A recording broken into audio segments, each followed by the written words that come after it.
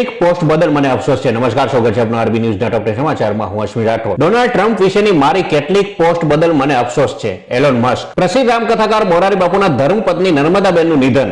79 વર્ષે લીધા અંતિમ શ્વાસ। તલગાજરડા ગામમાં સમાધિ અપાય। ગામ સંપૂર્ણ બંધ। ભૂતપૂર્વ દુશ્મનો હવે ભાગીદાર થયા। ઈરાન અને તાલિબાન સુન્ની આતંકવાદ સામે એક થયા।